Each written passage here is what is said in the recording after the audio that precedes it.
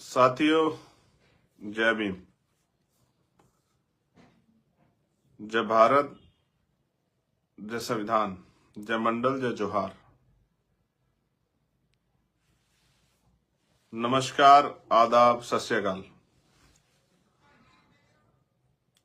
आज का ये विशेष लाइव एक महत्वपूर्ण विषय को लेके, जो महत्वपूर्ण विषय आपने देखा होगा कि हम लोगों ने उसमें डाला भी है पोस्टर में कि किस विषय को लेके हम लोग लाइव है। और ये इम्पोर्टेंट है, मैं इसकी इम्पोर्टेंस को भी आपको समझाऊंगा। और इसी के बीच में एक बात मेरे दिमाग में आ गई है, मैं ये भी आपको बताऊंगा, जो एक इम्पोर्टेंट बात मेरे दिमाग में आई।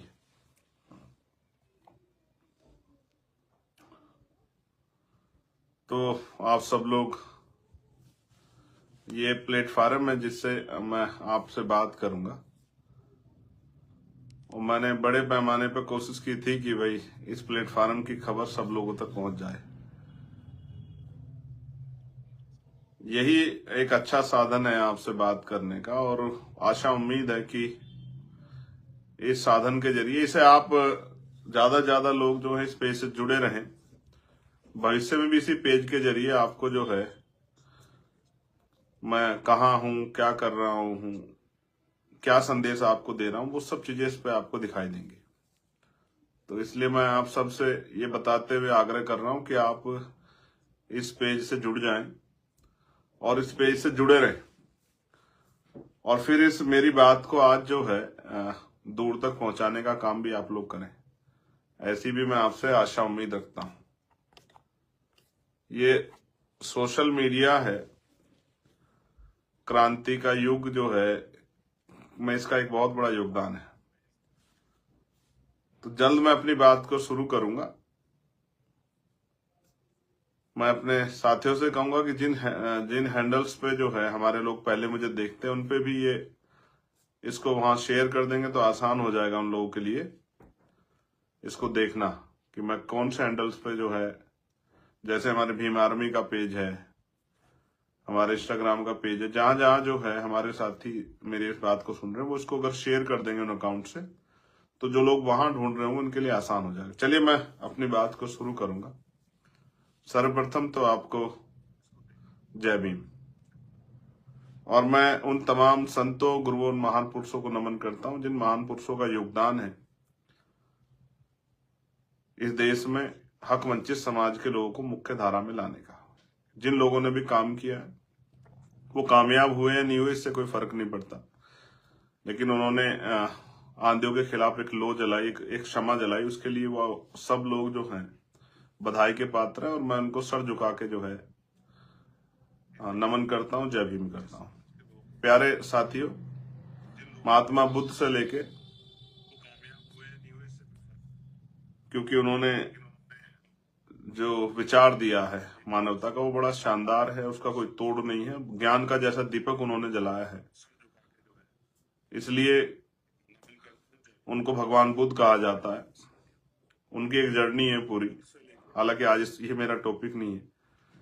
तो जगत गुरु सतगुरु रविदास जी महाराज, गुरु समनदास जी महाराज, गुरु कबीरदास जी, गुरु वाल्मीकि जी, गुरु नानक देव, संत गाडगे जी महाराज, नारायणा गुरु, गुरु घासीदास जी, ये गुरु अछूतानंद जी, ये तमाम वो विभूतियां हैं जिनको मैंने पढ़ा है, जाना है, और कहीं ना कहीं इस रास्ते पे हमें यहां तक पहुंचाने में उनका योगदान है। आधुनिक भारत में जब गुलाम था भारत, तो राष्ट्रपिता ज्योतिबा फूले, छत्रपति साहू जी महाराज, बाबा साहब अम्बेडकर नायकों के रूप में जिन्होंने ये आंदोलन शुरू किया। इस बीच में कुछ ऐसे नाम भी है जो मैं आज आपके सामने रखूंगा, जिनमें बाबू मंगूराम सिंह मंगोवालिया है पंजाब में, ईवी पेरियार रामानायकर स्वामी है, बाबू जगजीवन राम है,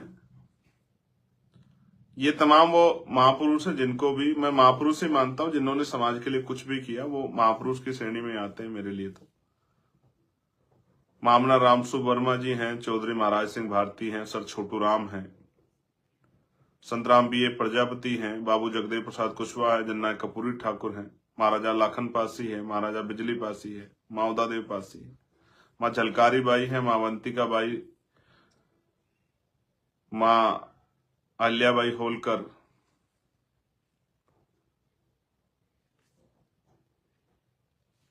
तमाम ये वीरांगनाएं, माँ फूलन देवी, मैं इनको भी नमन करता हूं। मान्यवर दीनामाना वाल्मीकि साहब, मान्यवर काशीराम साहब, बर्मानंद लोधी जी, मैं आपको भी नमन करता हूं। और प्यारे साथियों, मैं भीम आर्मी के साथी का धन्यवाद देता हूं, हमारे शीर्ष नेतृत्व का, पदाधिकारियों का, प्रदेश के नेतृत्व का, और आजाद समाजिक पार्टी की भी पूरी राष्ट्रीय नेतृत्व का और पदाधिकारियों का, कार्यकर्ताओं का, प्रदेश नेतृत्व का धन्यवाद देता हूं। आज का जो लाइव है उसमें 2-3 बिंदु और एक अहम बिंदु रहेगा 26 नवंबर। तो पहले मैं सबसे पहले धन्यवाद दूंगा बिहार के साथियों का। बिहार में इलेक्शन हुआ है, हालांकि हम वहां बहुत जिस तरह का प्रदर्शन हम लोग करना चाहते थे उतना अच्छा प्रदर्शन नहीं कर पाए, लेकिन इस प्रदर्शन को हम अच्छा क्यों नहीं कर पाए, इसके कुछ मूल कारण है। वो समीक्षा होगी तो वो आएंगे और मैं आप लोगों के सामने जरूर रखूंगा। इस देश में लोकतंत्र है, ये बात सत्य है, लेकिन यहां धनतंत्र के बगैर लोकतंत्र संभव नहीं है। अभी की परिस्थितियों में लोकतंत्र अब धनतंत्र से स्थापित हो रहा है। आपको याद होगा चुनाव से पहले ग्रामीण क्षेत्रों में जहां हम रहते थे, वहां चुनाव से 1-2 दिन पहले वोट की खरीदारी होती थी, वो उसको अपराध माना जाता था, वो चोरी छुपे दिन रात के उजाले में होती थी। अब 10,000 2,000 पॉलिसियों के नाम पे नई योजनाएं बना के चुनाव से पहले पैसा बांटा जाता है। उसके परिणाम लोकतंत्र में बड़े घातक होते हैं, ये मैंने अपनी आंखों देखा, कई बार जिक्र भी इसका किया है। उसी का नमूना है बिहार इलेक्शन। फिर भी कुछ साथियों ने, आफ्ताब भाई ने और धर्मेंद्र ने और तमाम और भी साथियों ने बड़ा अच्छा प्रदर्शन किया। हर विधानसभा में कहीं 7,000, कहीं 8,000, कहीं 5,000, कहीं 11,000, कहीं 9,000, कहीं 27,000-31,000 तक, और कितना बड़ा खेल हमारे साथ हुआ था। आप समझिए, जिस सिंबल को देने के लिए, जिस सिंबल को हमने तैयार किया है, घर घर जाके पहुंचा, वो सिंबल ही हमसे छीन लिया गया इलेक्शन में। तो जो वोटर तैयार हो गया है, जिनको पता लग गया कि हमें सिंबल को वोट देना, हमारा प्रत्येक सिंबल पर रहेगा, वो सिंबल ही किसी दूसरे दल को चला जाए, उसके जगह कोई और सिंबल आ जाए, तो बहुत सारा तो ऐसा वोट है जहां हम नहीं पहुंच पाए, वो चला जाएगा। सारे दल सिंबल आधारित दल हैं भाई। अगर पंजा हो तो वो कांग्रेस का है, फूल हो तो वो भाजपा का है, और कोई सिंबल्स हैं वो उस पार्टियों के हैं। तो हमारा सिंबल जो था वो सिंबल ही चला गया था, एक बड़ा झटका था, लेकिन कोई बात नहीं, इन सब चीजों से फर्क नहीं पड़ता है। हम इसको, अपने संगठन को, तंत्र को इतना मजबूत बनाएंगे कि भाई सिंबल जाए या कुछ भी जाए, लेकिन जो हमारे साथ खड़ा है वो हमारे साथ ही रहेगा, क्योंकि हम मेहनत करके यहां तक आए हैं। तो मैं बिहार के नेतृत्व का, बिहार की पूरी टीम का, बिहार के सभी जिला अध्यक्षों का, उन सभी कार्यकर्ताओं का, उन माताओं बहनों का, जिन्होंने 1.5 लाख से ज्यादा वोट हमारी पार्टी को और हमारे अलायंस को वोट किया, उन सभी वोटर्स का बहुत बहुत धन्यवाद करता हूँ। सपोर्टर्स का भी धन्यवाद करता हूँ। हमारे प्रयास में कुछ कमी है, हम लोग उसको दूर करेंगे, मैं आपको वादा करता हूँ। सम्मानित साथियों, मैं आज का लाइव शुरू करूंगा दिल्ली में जो बम धमाका हुआ, जिसमें कई लोगों की जान गई। बाबा साहब अम्बेडकर ने कहा था, हम प्रथम और अंत्य भारतीय, और ये मिट्टी हमारी मिट्टी है। इस मिट्टी पे जब कभी कोई भी अन्याय होगा, अपराध होगा, तो मेरे जैसा एक राष्ट्रभक्त तो चुप नहीं बैठेगा। और राष्ट्रभक्ति का मतलब सिर्फ भारत माता की जय के नारों से नहीं होता है। राष्ट्रभक्ति जब देश में तमाम तरह की चीजें पैर पसार रही होती हैं, उनके खिलाफ लड़ना भी राष्ट्रभक्ति है।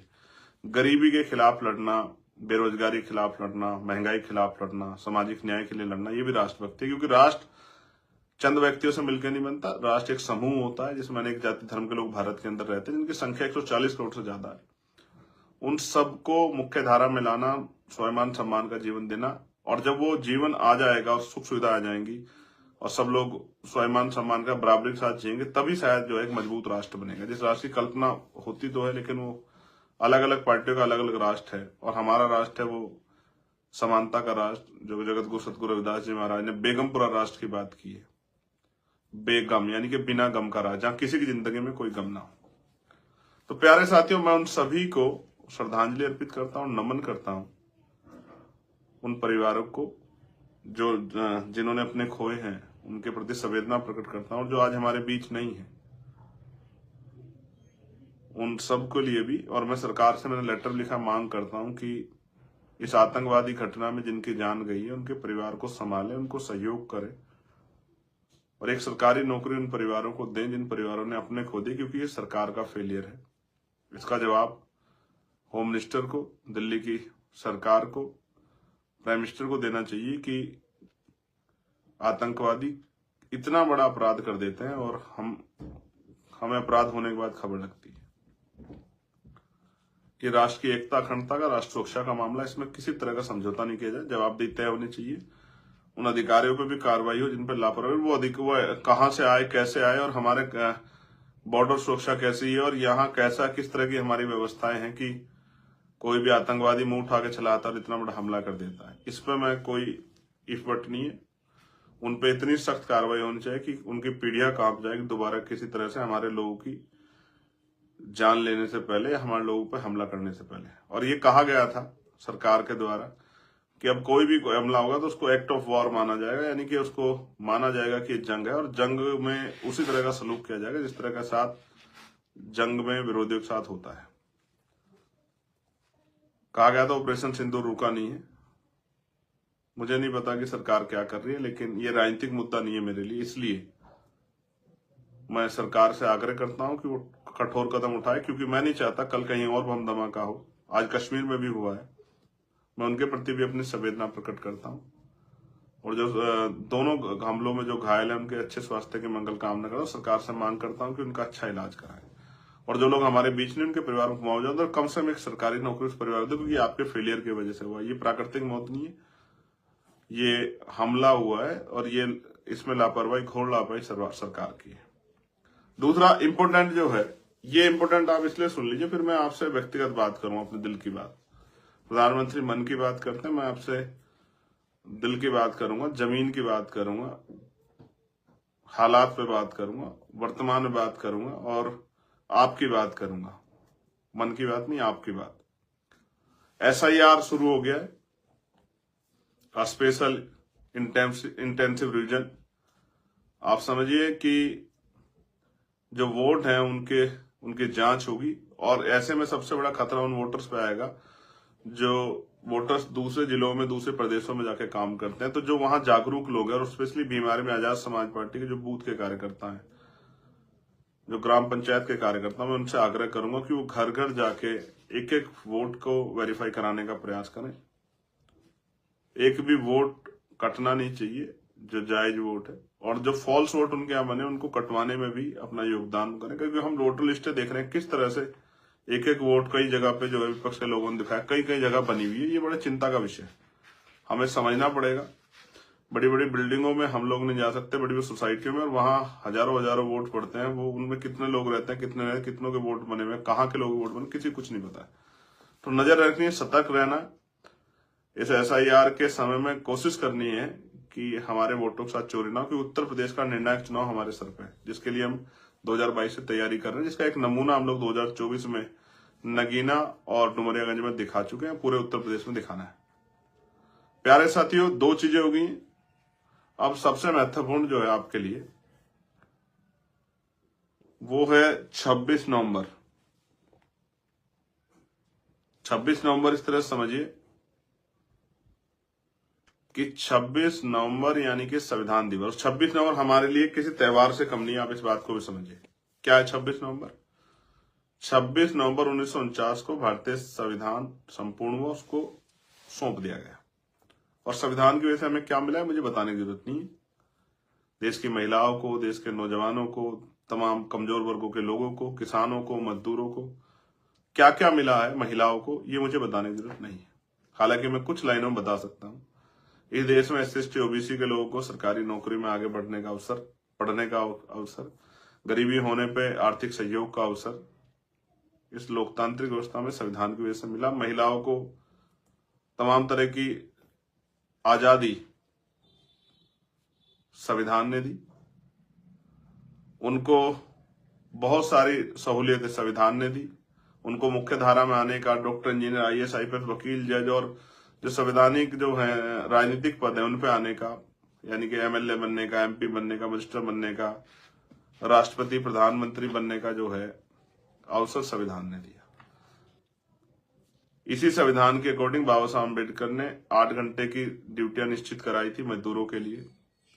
यही संविधान है जो सरकारी कर्मचारियों को संरक्षण देता, यही संविधान है जो आपको मुझे बोलने का आजादी देता, अपना विरोध दर्ज कराने की आजादी देता। यही संविधान जिसकी वजह से अवसर की समता आई और स्पेशल प्रोविजन है जिनकी वजह से मेरे जैसे व्यक्ति प्राइमरी स्कूल के मास्टर का बेटा लोकसभा का सांसद बना, सदस्य बना और बहुत सारे लोग एमपी एमएलए बने। यही संविधान है जिसके बगैर हम लोग इस देश में जब तक ये नहीं था अपमान का जीवन जीते रहे। यही संविधान है जिसकी वजह से आज हम लोग मुख्य धारा में प्रवेश कर रहे हैं, लेकिन अभी बहुत सारे लोग पीछे, उनका ध्यान रखना है। तो ये संविधान ना होता हमारा जीवन कैसा होता, और ये संविधान है तो हमारे जीवन में कितनी बड़ी तब्दीलियां आई। जिनके पास झोपड़ियां नहीं होती आज उनके पास महल जैसे घर हैं, ये संविधान की देन है। तो 26 नवंबर संविधान दिवस पे इस संविधान पे के जो द्वारा जो संवैधानिक अधिकार दिए गए हैं, उन संवैधानिक अधिकारों पर जिस तरह का हमला हो रहा है, उस संवैधानिक अधिकारों को बचाने के लिए और उनको लागू कराने के लिए संविधान बचाओ, संवैधानिक अधिकार बचाओ रैली, अस्तित्व बचाओ, भाईचारा बनाओ, ये आपके मुजफ्फरनगर में प्रस्तावित हुए जो 3 मंडल की है, सहारनपुर, मुरादाबाद और मेरठ। अब मेरी अपील आपसे क्या है कि आपको आना है, शांतिपूर्वक आना है, कि आप के साथ आप किसी दुर्घटना के शिकार ना हो जाए। जो मोटरसाइकिल पे अपना हेलमेट लगा के आए, जो ट्रैक्टर पे आए, गाड़ी पे आए, वो बड़े शांतिपूर्वक तरीके से आए और समय से पहुंचे। एक बात। दूसरी बात, पूरे जोश में आए और होश में आए, ढोल बजाकर, डंका बजाकर आए कि आप अपने भाई की, अपने आंदोलन की शक्ति मजबूत करने के लिए, अपनी ताकत दिखाने के लिए जा रहे हैं मुजफ्फरनगर के जीआईसी ग्राउंड में। 26 नवंबर 2025 सुबह 9:30-10 बजे आपको पहुंचना है। ये बात इसको मुझे आगे घोषणा क्यों करनी पड़ी, क्योंकि अब से पहले चुनाव चल रहा था, उस चुनाव के बीच में मैं किस तरह डिस्टर्बेंस में जाता, इसलिए आज घोषणा कर रहा हूं इन तीनों मंडल के और इन मंडलों में जितने जिले आते हैं उन सब साथियों के लिए। आइए, आपने कभी मेरा हाथ नहीं छोड़ा और मुझे यहां से लेके यहां तक पहुंचाने का काम किया, जमीन से लेके और इस ऊंचाई तक, इस पहचान तक पहुंचाने का काम किया। मैं आपका ऋणी हूं और आप भी जानते हैं मैं आपके लिए किसी से भी टकरा सकता हूं।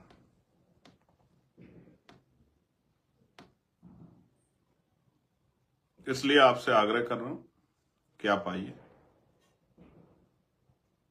और आकर इस त्योहार को, आजाद समाज पार्टी द्वारा जो त्योहार मनाया जा रहा है संविधान दिवस का, हमें 2 दिन डिसाइड करके बड़े अपने बच्चों को, अपने परिवारों को त्योहार की तरह सेलिब्रेशन इनका करना चाहिए। 26 नवंबर का और 26 जनवरी का, जिस दिन संविधान इस देश में लागू हुआ। 2 दिनों का जोर शोर से ढोल नगाड़े बजा के स्वागत करना चाहिए। और जिस तरह से आपने हमेशा मेरा साथ दिया, सहारनपुर के जो साथी मुझे सुन रहे हैं, मुजफ्फरनगर के, शामली के, बिजनौर के, मेरठ के, गाजियाबाद के, गौतम बुद्ध नगर के, हापुड़ के, बुलंदशहर के, मुरादाबाद, संभल, अमरोहा, चिट्ठी नहीं भेजी जाएगी भाई। आपका आंदोलन है, आपने यहां तक सींच के खड़ा किया है, आपको आना है और अपनी ताकत का प्रदर्शन करना है। संवैधानिक अधिकार बचाओ, भाईचारा बनाओ, रैली में आना है। 26 तारीख को अपने साधनों से आना है, अपनी रोटी खा के आना है, भूख लगे तो रोटी लेके आना है। ऐसी कोई व्यवस्था मेरे पास नहीं है। आपसे आग्रह ही कर सकता हूं, आपके गांव हैं जो शहर में रहते हो मुजफ्फरनगर में, उन परिवारों से अपने कहूंगा कि घर से ही अपने बस्तियों से जो शहर में रहते हैं निकले, बढ़िया बाबा साहब का आजाद समाज पार्टी का झंडा लें हाथ में और ढोल बजाते हुए रैली स्थल आए। और जो दूर से आएंगे उनसे कहूंगा बड़े सावधानी से, अनुशासन में, कानून का पालन करते हुए आए, बढ़िया ढोल नगाड़े बजाते हुए आए, क्योंकि आप जानते हैं कि मैं आपका इंतजार वहां करूंगा। इसको हमने विस्तृत भी किया है, जिससे इससे लाखों लोग जुड़ेंगे। जो लोग यहां नहीं, जिनको बुलाया जा रहा, जो यहां नहीं आ रहा, वो नाराज मत होना। अभी आगे आपके यहां भी करेंगे, आपके मंडलों में भी ऐसे ही करेंगे। आप लोगों की ताकत शक्ति को जानते हैं। इस बार तो इनको बुलावा भेज के, इनको निमंत्रण भेज के बुला रहा हूं।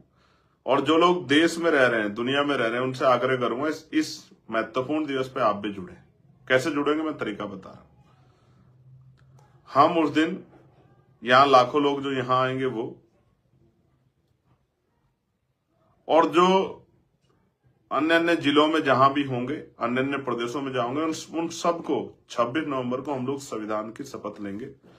समय मैं आपको बता दूंगा। रैली के बीच में ही जो लोग वहां होंगे वो वहां लेंगे, और जो लोग वहां नहीं आएंगे, नहीं पहुंच पाएंगे, कहीं भी होंगे, अपने घर होंगे, अपने कार्यालय में होंगे, अपनी गाड़ी में होंगे, तो कहीं भी होंगे, वो वहीं ही संविधान की शपथ लेंगे और उसकी फोटो वीडियो वायरल करेंगे कि भाई हमने इस जो ये एक क्रांति शुरू हुई है संवैधानिक अधिकार बचाओ की, इसमें अपना योगदान किया है, इसमें हम भी शामिल हुए। इसलिए मैं आपसे आग्रह कर रहा हूं, जो लोग देश भर में, उन सबसे मैं कह रहा हूं, दुनिया भर में जो बाबा साहब को मानने वाले लोग हैं, चंद्रशेखर से प्यार करने वाले लोग हैं, आजाद समाज पार्टी भी हमारे प्यार, उन सबसे को जुड़ने का रास्ता मेरे पास यही। मैं आप सबको नहीं बुला रहा हूं, इन तीनों मंडलों के लोगों को बुला रहा हूं, और जो आ रहे हैं उन साथियों से कह रहा हूं, आपका जीवन बड़ा कीमती, बड़े ध्यान से आइएगा, आइए और मिलके सेलिब्रेट करते हैं। और वादा कर रहा हूं आपसे, एक ऐसा क्रांति का बिगुल बजाएंगे हम लोग कि 2027 में आजाद समाज पार्टी अपने बलबूते सरकार बनाएगी। इस बात का मैं आपको विश्वास दिलाता हूं। अगर आपने मेरी बात पे पहरा दिया और जिस तरह मैं आपको सिखाऊंगा उस बात पे आपने काम किया, कमर कस लिए। आप जानते हैं मैं जिद्दी आदमी हूं, कभी जिद नहीं पकड़ता, जब पकड़ लेता हूं तो फिर छोड़ता नहीं। उससे पहले एक भाई साहब ने कहा था ये पार्षद नहीं बन सकता, मैंने उस दिन कह दिया था प्रधान नहीं बन सकता, कि चलो भाई आपको करके दिखाते हैं। अब मुझसे किसने कहा कि उत्तर प्रदेश में सरकार बनाना बहुत मुश्किल काम है, तो मैंने कहा ठीक है साहब, ये वो आपने जो चैलेंज किया है इसको एक्सेप्ट कर लेते हैं और इसको करके दिखाने के लिए पूरा प्रयास करते हैं। बाकी ऊपर वाले कुदरत की मर्जी, महापुरुषों, हम लोग संघर्ष करके अपने आप को साबित करने के लिए घर घर निकलेंगे, करेंगे अपने साथियों के साथ मिलकर काम। और जोश जुनून का मुझे पता है, प्रबुद्धजन सम्मेलन मैंने देखा आपका जोश जुनून, आपकी शक्ति के सामने कोई टिक नहीं सकता है। अगर आपने ठान लिया कि हमें जाना है तो अपने छोटे छोटे साधनों से, बसों से, ट्रेनों से, मोटरसाइकिल से, 4 पहिया गाड़ी से, बसों से आप आ जाओगे, मैं जानता हूं। और ये समझना, आपका एक एक कदम मुझे शक्ति देगा। मेरी माओ को, बहनों को कह रहा हूं, बहुत सारी बहनें माएं मुझसे बड़ा प्यार करती हैं, उन सबको कह रहा हूं, जैसे जैसे आप रैली स्थल की तरफ कदम बढ़ाएंगे वैसे वैसे मेरी शक्ति बढ़ेगी, मेरी हिम्मत बढ़ेगी। आपने मुझे कभी निराश नहीं किया, मैं भी आपको निराश नहीं करूंगा, मैं आपको इस बात का वचन देता हूं। और मैं एक बहुत इंपॉर्टेंट बात आपसे कर रहा हूं, संविधान की प्रस्तावना पढ़ के हम लोग देश भर में जहां भी हो दुनिया में, हम लोग इस मूवमेंट से जुड़ सकते हैं। इस 26 तारीख के संवैधानिक अधिकार बचाओ क्रांति का जो बिगुल है उससे जुड़ सकते हैं। और जुड़ना है आपको, ये मेरा संदेश है आपको। देश भर में आप जहां भी हो, आप राजस्थान में हो, मध्य प्रदेश में, और लगभग 50 लाख लोगों का टारगेट हम लोगों ने बनाया है। कितने लोग हम लोग उस दिन, क्योंकि एक चैलेंज भी है उन लोगों को जो लोग संविधान को बदलना चाहते हैं, संविधान को कुचलना चाहते हैं, संविधान को कमजोर करना चाहते हैं। ये उनको एक चैलेंज भी है मेरा, बाबा साहब अम्बेडकर का सिपाही होने के नाते, कि और कोई लड़े ना लड़े, आजाद समाज पार्टी, भीम आर्मी इस लड़ाई को लड़ेगी और संविधान की रक्षा करेगी। इसी के लिए इसका निर्माण हुआ था, और संवैधानिक शक्ति बना के अपने लोगों के हालात बदलेगी, इनके आंसू पूछेगी। और इसके लिए चाहे आप कोई षड्यंत्र कर लो, मुकदमा करो, जेल भेजो, कुछ ही कर लो, सारे हथकंडे अपना लो। मैं आपको 2-3 चीजें बताता हूं, इंपॉर्टेंट है, आपके लिए काम आएगी। आपने इस पूरे चुनाव में किसी मेन स्ट्रीम मीडिया पे मेरी एक बाइट देखी जिसने मेरी बाइट लेके कहा हो कि चंद्रशेखर जी आप बिहार में चुनाव लड़ रहे हैं, इतनी सीटों पर चुनाव लड़ रहे हैं। मेरे विरोध में तो बताते हैं हेलीकॉप्टर से आ गया, बस से आ गया, पैदल आ गया, ये आ गया, लेकिन आपने कोई एक सभा देखी जो किसी मीडिया ने दिखाई हो? देखिए, आपने महसूस की कहीं?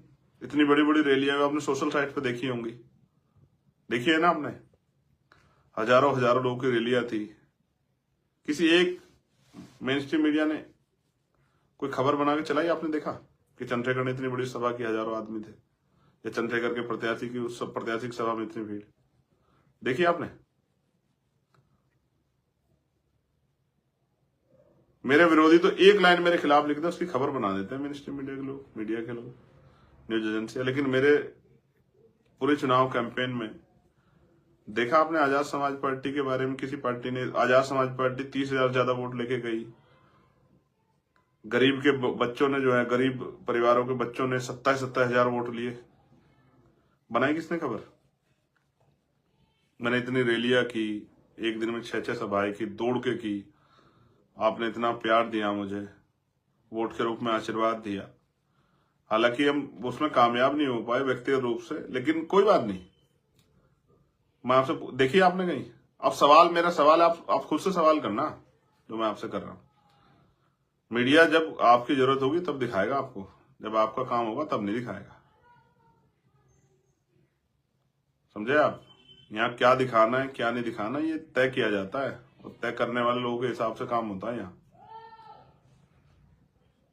इसलिए तमाम साजिशें होंगी इस रैली को कमजोर करने की, इस रैली के खिलाफ मुहिम चलाने की, इस रैली को डिस्टर्ब करने की, तमाम इधर उधर की तमाम प्रयास होंगे, ऑडियो वीडियो ये वो सब कुछ होगा। लेकिन आपको मेरा ये सीधा संदेश है, किसी चीज पे ध्यान मत देना, सिर्फ अपने लक्ष्य पर ध्यान रखना कि हमारी रैली ही हमारी शक्ति का निर्धारण करेगी और दूर तक बताएगी कि हम ने इन मंडलों में मेहनत करके क्या अर्जित किया। आपने जो 5 साल मेहनत की है, खून पसीना लगाया है, मैं अपने परिवारों से कहूंगा परिवारों के साथ आना।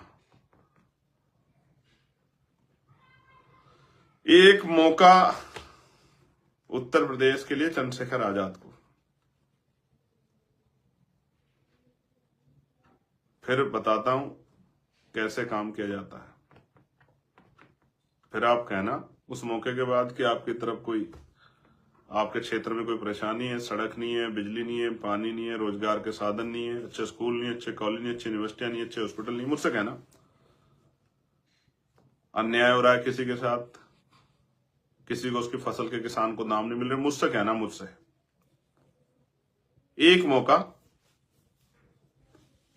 कहां फिरते हैं उनको नेता को ढूंढते कि कौन मिलेगा नहीं मिलेगा,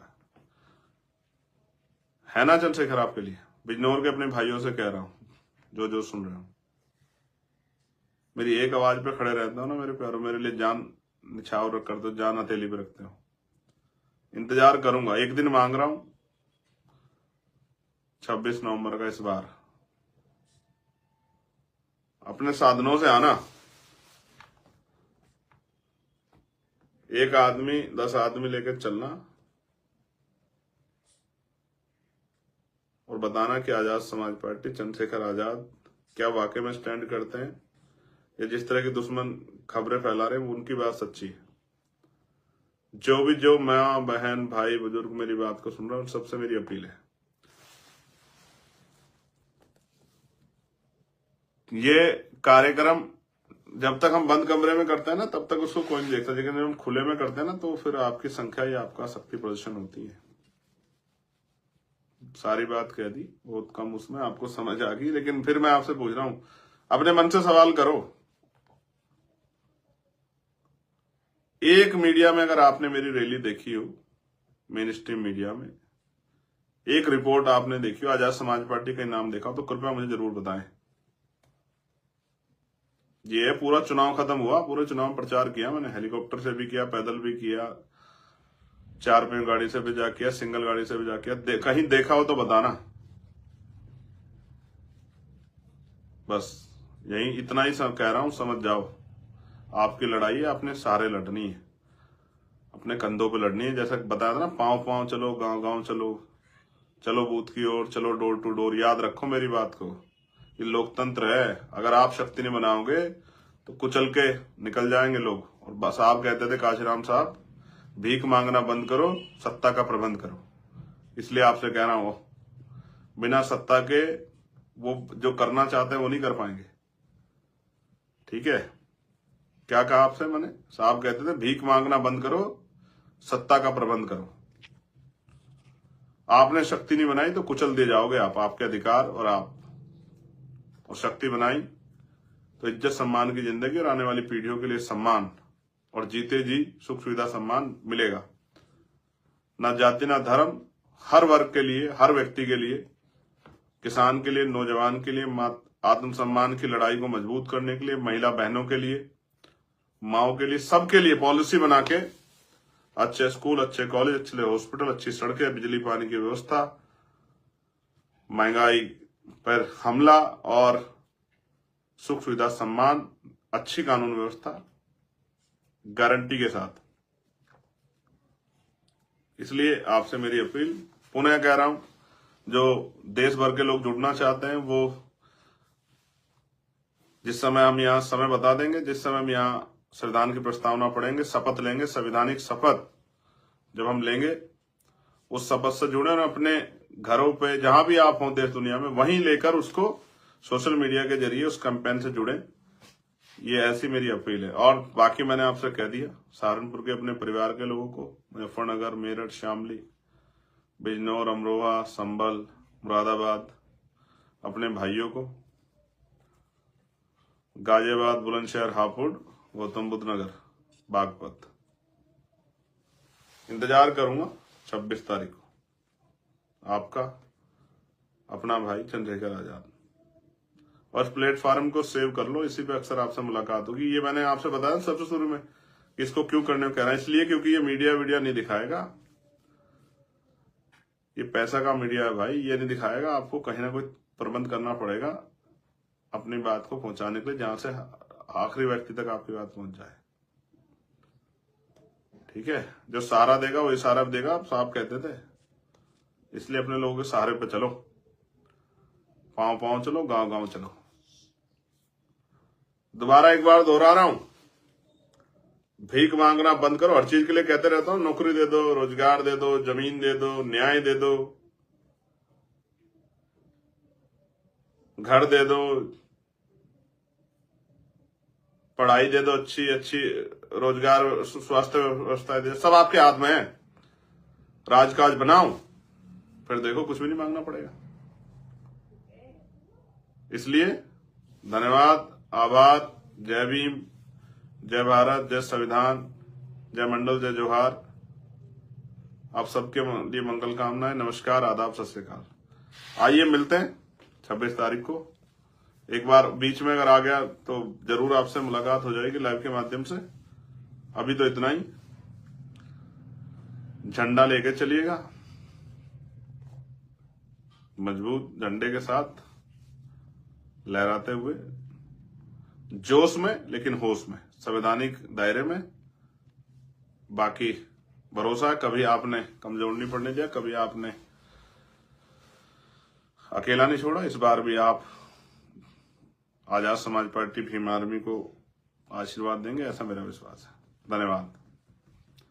और सभी कार्यकर्ताओं नेताओं को यह आग्रह कि वो लगे, लोगों से अपील करें, गांव में जाएं, मां बहनों से अपील करें, बूथ से लेके और सीनियर पदाधिकारी सब लोग, सब पे नजर है मेरी, कौन कितना काम कर रहा है, सबकी तरफ देख रहा हूं, कौन क्या, जो जैसा काम करेगा वैसे ही सम्मान मिलेगा। धन्यवाद। 26 नवंबर, संवैधानिक अधिकार बचाओ, भाईचारा बनाओ। साथियों, जय भीम, जय भारत, जय संविधान, जय मंडल, जय जोहार। नमस्कार, आदाब, सत श्री अकाल। आज का ये विशेष लाइव एक महत्वपूर्ण विषय को लेके, जो महत्वपूर्ण विषय आपने देखा होगा कि हम लोगों ने उसमें डाला भी है पोस्टर में, कि किस विषय को लेके हम लोग लाइव हैं। और ये इम्पोर्टेंट है, मैं इसकी इम्पोर्टेंस को भी आपको समझाऊंगा। और इसी के बीच में एक बात मेरे दिमाग में आ गई है, मैं ये भी आपको बताऊंगा, जो एक इम्पोर्टेंट बात मेरे दिमाग में आई है।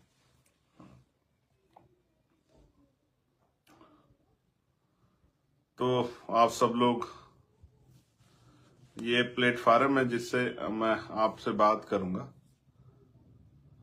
और मैंने बड़े पैमाने पर कोशिश की थी कि भाई इस प्लेटफॉर्म की खबर सब लोगों तक पहुंच जाए। यही एक अच्छा साधन है आपसे बात करने का, और आशा उम्मीद है कि इस साधन के जरिए इसे आप ज्यादा से ज्यादा लोग जो है इस पेज से जुड़े रहें। भविष्य में भी इसी पेज के जरिए आपको जो है, मैं कहाँ हूं, क्या कर रहा हूं, क्या संदेश आपको दे रहा हूं, वो सब चीजें इस पे आपको दिखाई देंगी।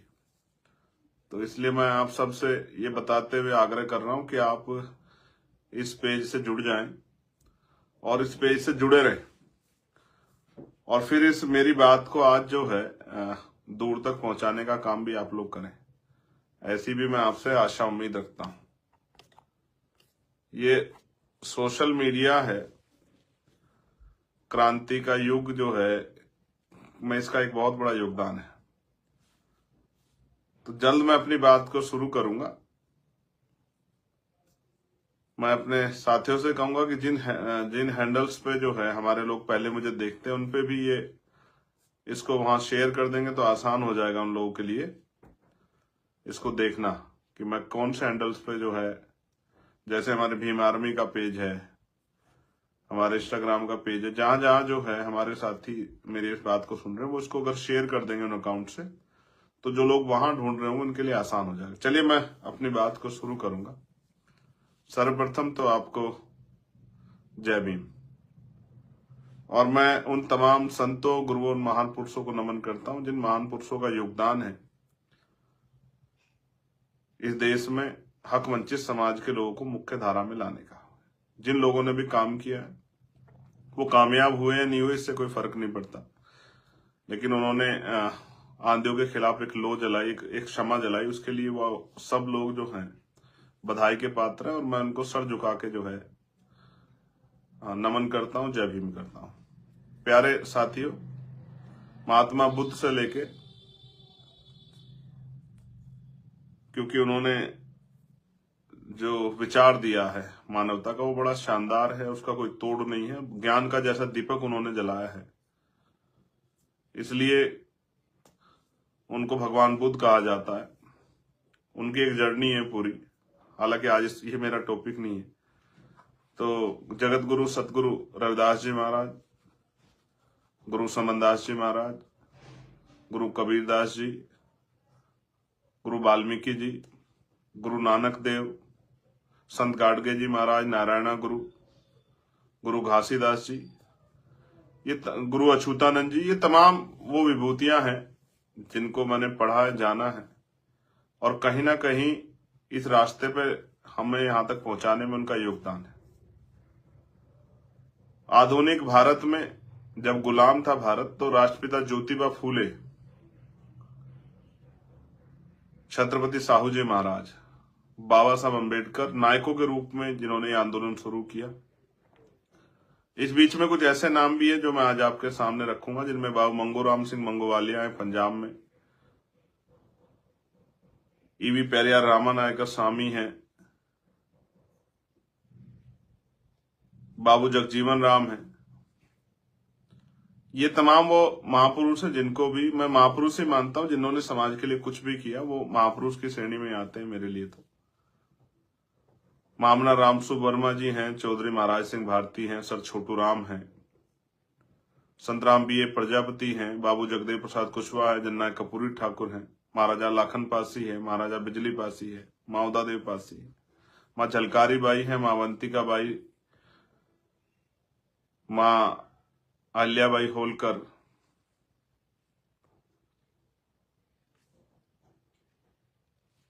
तमाम ये वीरांगनाएं, माँ फूलन देवी, मैं इनको भी नमन करता हूं। मान्यवर दीनाबाना वाल्मीकि साहब, मान्यवर काशीराम साहब, ब्रह्मानंद लोधी जी, मैं आपको भी नमन करता हूं। और प्यारे साथियों,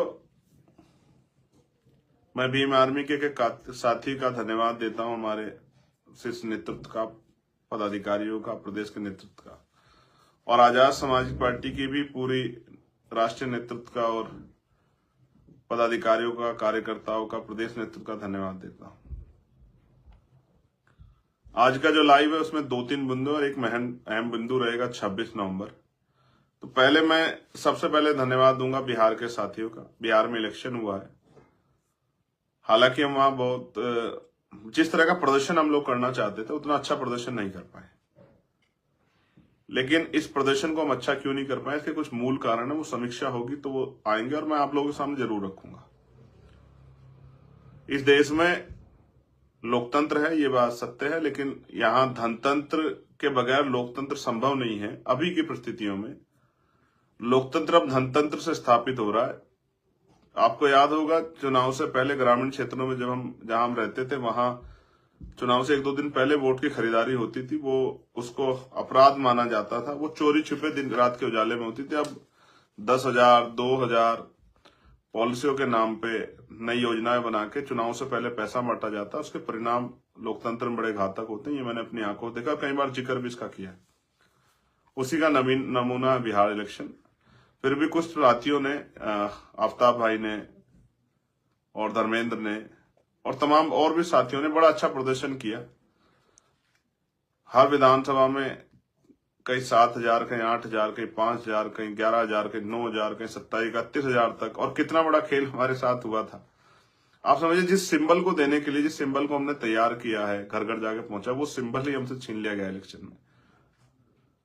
तो जो वोटर तैयार हो गया है, जिनको पता लग गया कि हमें सिंबल को वोट देना, हमारा प्रत्येक सिंबल पर रहेगा, वो सिंबल ही किसी दूसरे दल को चला जाए, उसकी जगह कोई और सिंबल आ जाए, तो बहुत सारा तो ऐसा वोट है जहां हम नहीं पहुंच पाए, वो चला जाएगा। सारे दल सिंबल आधारित दल हैं भाई। अगर पंजा हो तो वो कांग्रेस का है, फूल हो तो वो भाजपा का है, और कोई सिंबल्स हैं वो उस पार्टियों के हैं। तो हमारा सिंबल जो था वो सिंबल ही चला गया, तो एक बड़ा झटका था, लेकिन कोई बात नहीं, इन सब चीजों से फर्क नहीं पड़ता है। हम इसको, अपने संगठन को, तंत्र को इतना मजबूत बनाएंगे कि भाई सिंबल जाए या कुछ भी जाए, लेकिन जो हमारे साथ खड़ा है वो हमारे साथ ही रहेगा, क्योंकि हम मेहनत करके यहां तक आए। तो मैं बिहार के नेतृत्व का, बिहार की पूरी टीम का, बिहार के सभी जिला अध्यक्षों का, उन सभी कार्यकर्ताओं का, उन माताओं बहनों का, जिन्होंने 1.5 लाख से ज्यादा वोट हमारी पार्टी को और हमारे अलायंस को वोट किया, उन सभी वोटर्स का बहुत बहुत धन्यवाद करता हूँ। सपोर्टर्स का भी धन्यवाद करता हूँ। हमारे प्रयास में कुछ कमी है, हम लोग उसको दूर करेंगे, मैं आपको वादा करता हूं। सम्मानित साथियों, मैं आज का लाइव शुरू करूंगा दिल्ली में जो बम धमाका हुआ, जिसमें कई लोगों की जान गई। बाबा साहब अम्बेडकर ने कहा था, हम प्रथम और अंतिम भारतीय, और ये मिट्टी हमारी मिट्टी है। इस मिट्टी पे जब कभी कोई भी अन्याय होगा, अपराध होगा, तो मेरे जैसा एक राष्ट्रभक्त तो चुप नहीं बैठेगा। और राष्ट्रभक्ति का मतलब सिर्फ भारत माता की जय के नारों से नहीं होता है। राष्ट्रभक्ति जब देश में तमाम तरह की चीजें पैर पर साथ रही होती हैं, उनके खिलाफ लड़ना भी राष्ट्रभक्ति है। गरीबी के खिलाफ लड़ना, बेरोजगारी के खिलाफ लड़ना, महंगाई के खिलाफ लड़ना, सामाजिक न्याय के लिए लड़ना, ये भी राष्ट्रभक्ति है। क्योंकि राष्ट्र चंद व्यक्तियों से मिलकर नहीं बनता, राष्ट्र एक समूह होता है जिसमें अनेक जाति धर्म के लोग भारत के अंदर रहते हैं, जिनकी संख्या 140 करोड़ से ज्यादा है। उन सबको मुख्य धारा में लाना, स्वाभिमान सम्मान का जीवन देना, और जब वो जीवन आ जाएगा और सुख सुविधा आ जाएंगी और सब लोग स्वाभिमान सम्मान का बराबरी के साथ जिएंगे, तभी शायद जो है एक मजबूत राष्ट्र बनेगा। जिस राष्ट्र की कल्पना होती तो है, लेकिन वो अलग अलग पार्टियों का अलग अलग राष्ट्र है, और हमारा राष्ट्र है वो समानता का राष्ट्र, जो जगत गुरु सतगुरु रविदास जी महाराज ने बेगमपुरा राष्ट्र की बात की है। बेगम यानी कि बिना गम का राज, जहां किसी की जिंदगी में कोई गम ना हो। तो प्यारे साथियों, मैं उन सभी को श्रद्धांजलि अर्पित करता हूं, नमन करता हूं उन परिवारों को जो जिन्होंने अपने खोए हैं, उनके प्रति संवेदना प्रकट करता हूं, जो आज हमारे बीच नहीं है, उन सब के लिए भी। और मैं सरकार से मैंने लेटर लिखा, मांग करता हूं कि इस आतंकवादी घटना में जिनकी जान गई है उनके परिवार को संभालें, उनको सहयोग करें, और एक सरकारी नौकरी उन परिवारों को दें जिन परिवारों ने अपने खो दिए, क्योंकि ये सरकार का फेलियर है।